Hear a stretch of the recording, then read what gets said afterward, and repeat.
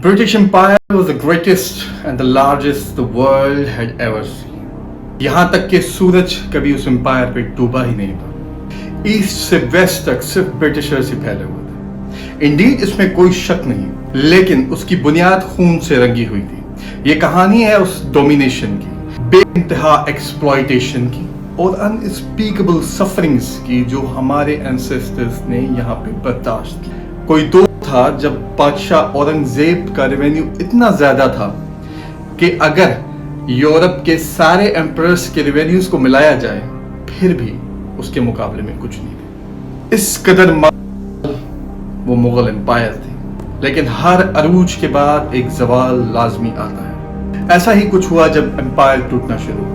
सबसे पहले empire disintegrate होना 1737 में शुरू हुई जब नादिर शाह पर्शियन एम्परर ने सब कॉन्टिनेंट पर मुगल एम्पायर पर हमला डाल दिया. हफ्तों तक दिल्ली जलती रही. इतना माल, इतना सोना, इतने जानवर वो लेकर गए थे कि कहा जाता है कि अगले 3 साल तक पर्शियन एम्पायर में टैक्सेस को ही माफ कर दिया गया था. एक पावरफुल एम्पायर अब खोखला बन चुकी थी और ये एक परफेक्ट रूम था अंग्रेजों की एंट्री का. सेंट्रल पावर कमजोर पड़ गया था. डिफरेंट प्रिंसेस जो उस सब कॉन्टिनेंट में स्टेटेड थे वो पावरफुल होते गए और डोमिनियन स्टेटस रखते गए. अब अंग्रेजों के लिए आसानी थी एक के बाद दूसरे को गिराने में और सब कॉन्टिनेंट पे फाइनली कब्जा करने के लिए. कुछ ऐसा ही होता है. कुछ पोर्ट्स पे अंग्रेजों की प्रेजेंस शो होती है.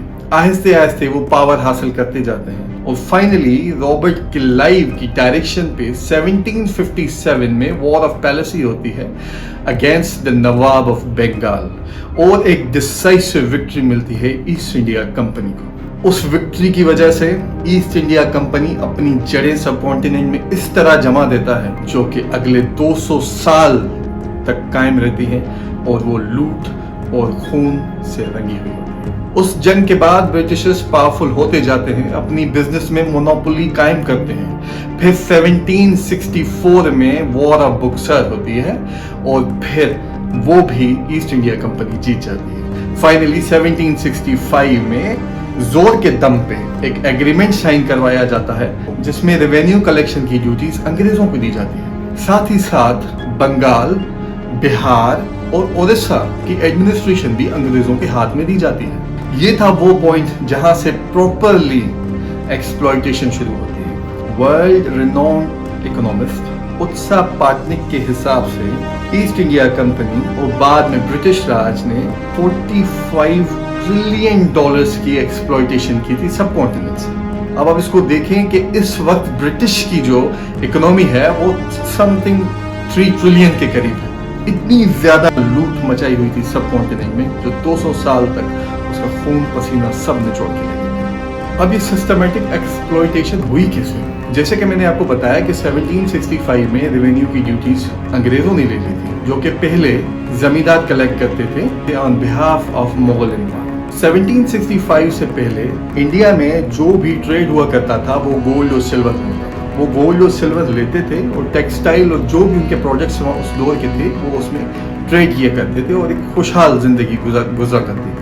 अब जब ईस्ट इंडिया कंपनी ने टैक्सेस कलेक्ट करना शुरू किए, 1/3 जो था टैक्सेस का वो अलग कर देते थे और वही पैसे सब कॉन्टिनेंट को देते थे और उनसे प्रोडक्ट खरीदते थे. वो खुद भी यूज करते थे और पूरी दुनिया में बेचते भी थे. ये बिल्कुल ऐसा था कि किसी से आप 30 रुपए कलेक्ट करो, फिर उसमें से 10 रुपए वापस उनको दो और उनके प्रोडक्ट्स वापस खरीद लो, अपने इस्तेमाल में भी लाओ और सारी दुनिया में महंगे दामों में भी बेच दो. ये एक किस्म की लूट थी.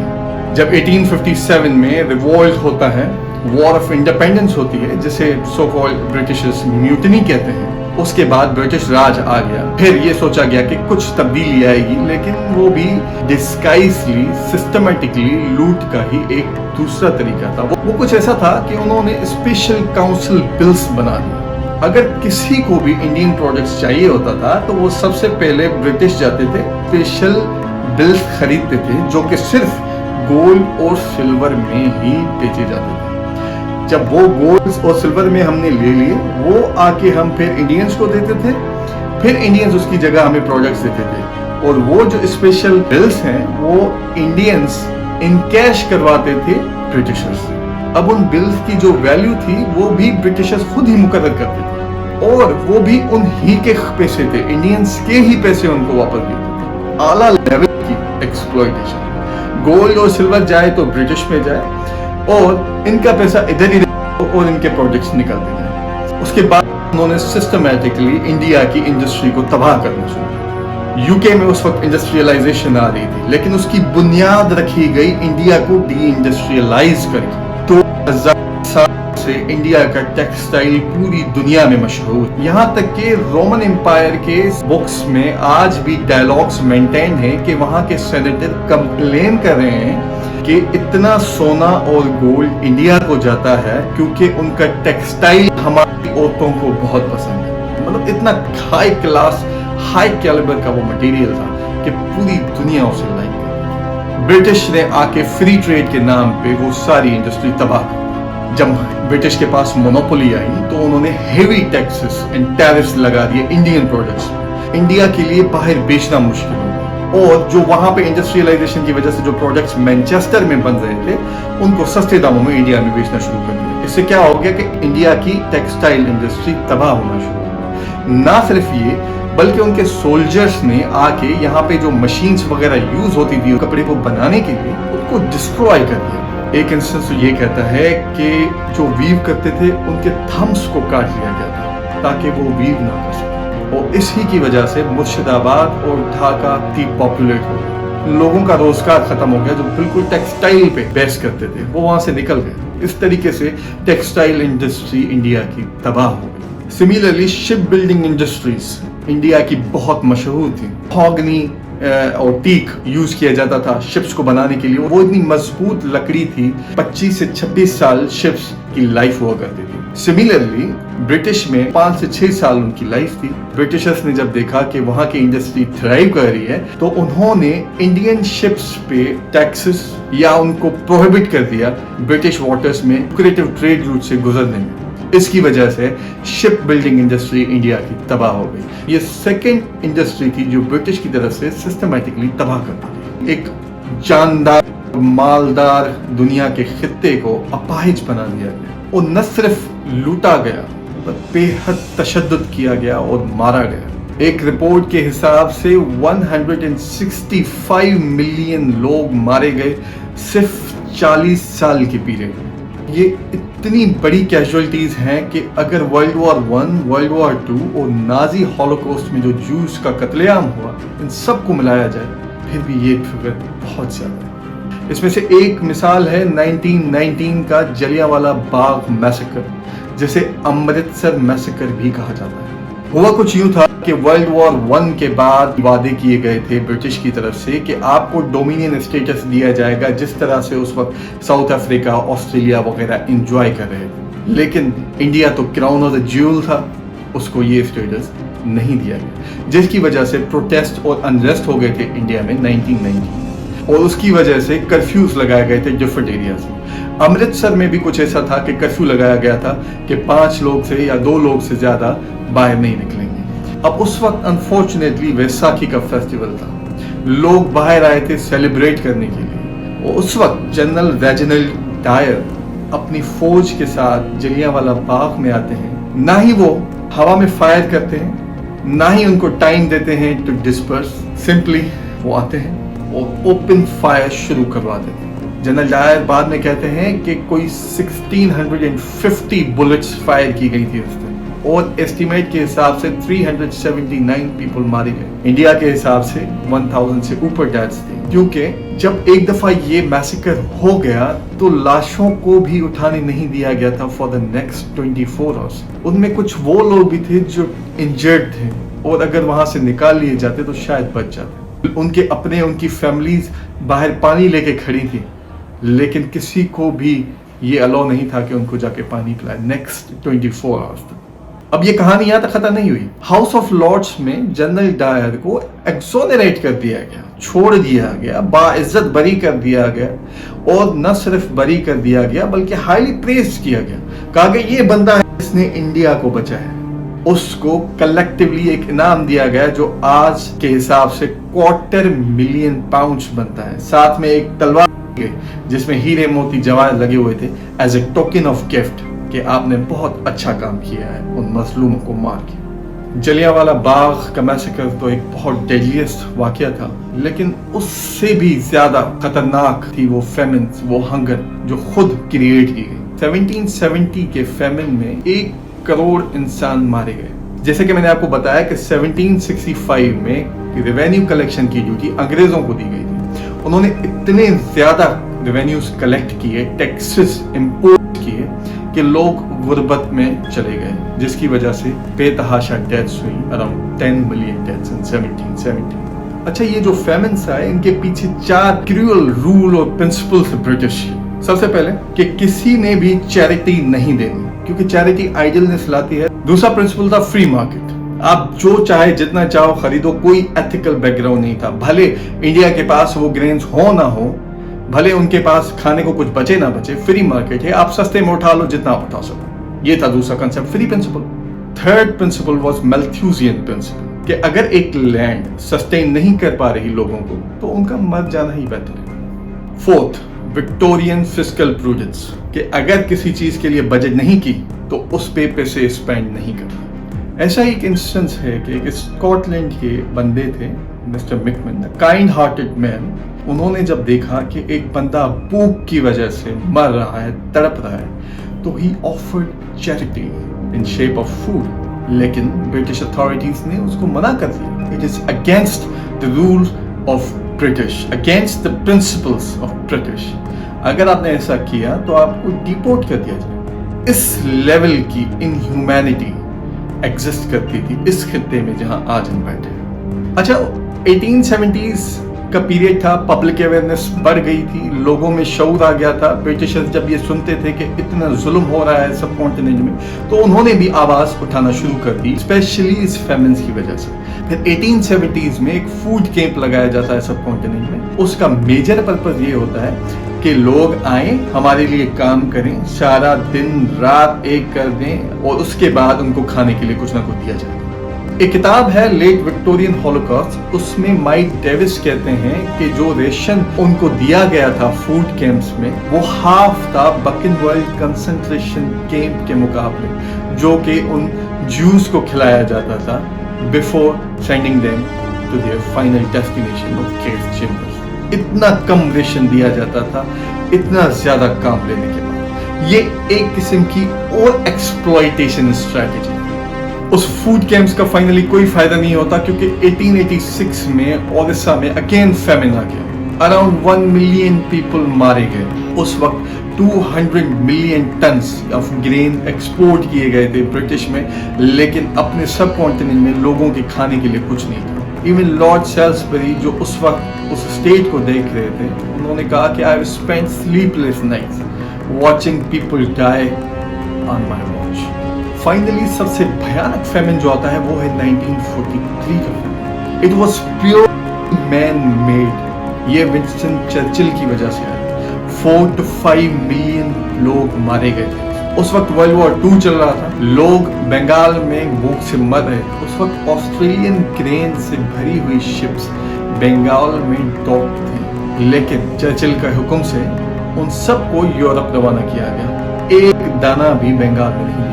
और वो वॉर एफर्ट्स के लिए नहीं थी, क्योंकि उस वक्त वर्ल्ड वॉर 2 चल रहा था, वो थी रिजर्व फंड्स में रखने के लिए कि इन केस अगर न्यू इन्वेजन होता है जो यूगोस्लाविया या ग्रीस में, तो वहां पे आर्मी को दिया जाए। जब चर्चिल को बार बार कहा गया कि यहाँ पे लोग मर रहे हैं भूख से, तो उसने बोला कि ये बीस्टली लोग हैं, इनका बीस्टली रिलीजन है, and they breed like rabbits. मतलब इतनी आवाम है तो मर जाने दो सामने। ये एटीट्यूड था विंस्टन चर्चिल।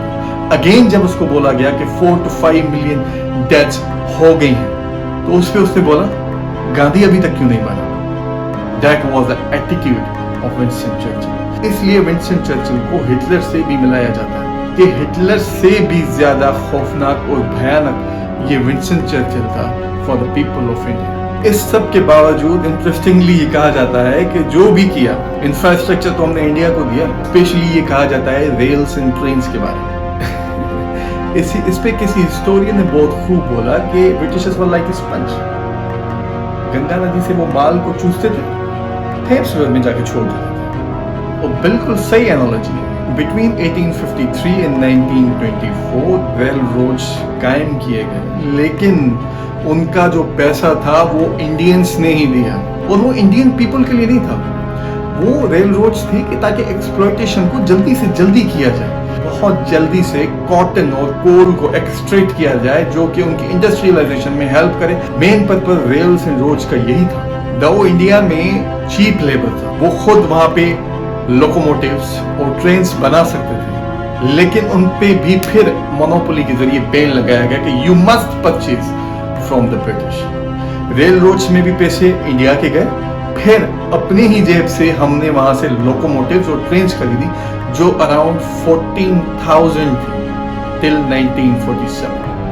ये बात सुन के आपको शायद हैरानी हो कि 1 mile of rail road cost 9 times more than America and Canada at the time.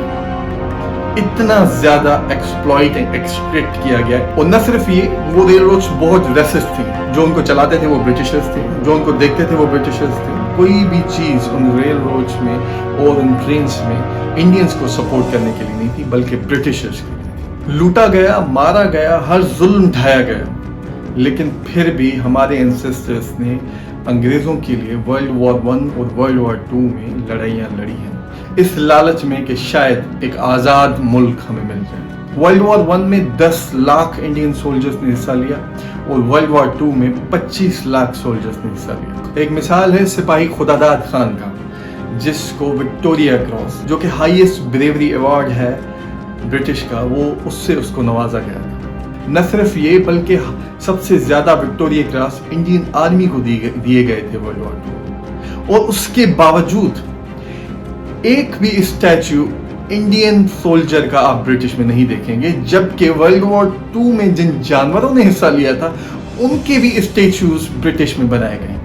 इस किस्म का हैट्रिक शायद आज भी मौजूद है। आखिर में हुआ क्या?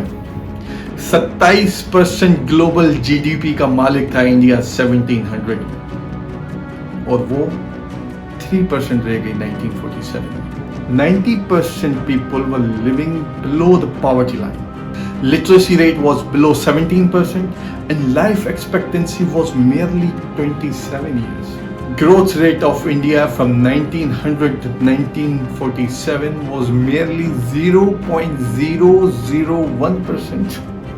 यूनाइटेड स्टेट्स के बेहतरीन राइटर विल ड्यूरेंट 1930s में आते हैं इंडिया में।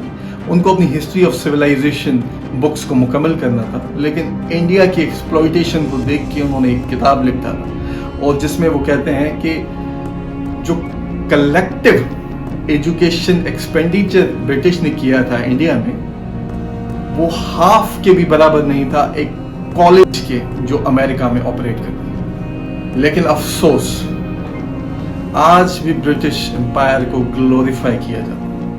कहा जाता है कि उन्होंने हमें इंसान बनाया, उन्होंने हमें इंफ्रास्ट्रक्चर दिया, उन्होंने हमें यूनिटी कायम की, जबकि इन सब क्लेम्स की बुनियाद खोखली है। हम ये नहीं चाहते कि हमें रेपरेशंस दी जाए, जैसे कि साशी थरूर ने 2015 में ऑक्सफोर्ड स्पीच में कहा था कि हमें रेपरेशंस नहीं चाहिए।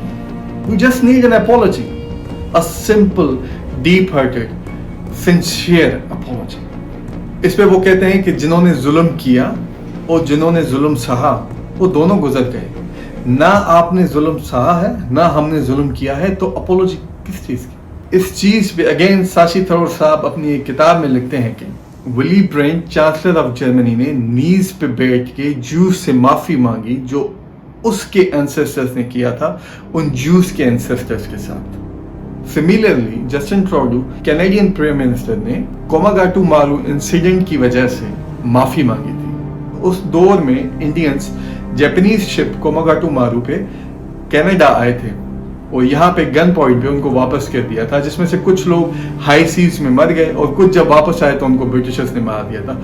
उस एक इंसिडेंट की वजह से उन्होंने माफी मांगी। तो ब्रिटिशर्स माफी क्यों नहीं मांगते? Are they the children of higher gods, as once Winston Churchill thought of himself? उसके अलावा London is a city of museums, लेकिन एक भी म्यूजियम कॉलोनियल पीरियड को पोर्ट्रे नहीं करता। Why? यहाँ तक कि वहाँ के O&A लेवल्स के स्टूडेंट्स को आइडिया ही नहीं कि कॉलोनियल पीरियड में क्या था या ब्रिटिश एम्पायर कैसे ऑपरेट करती थी. They need to teach their children the worst atrocities committed by the colonial period of British Empire. Along with that, they owe a simple apology of looting $45 trillion and spilling the blood of millions of Indians.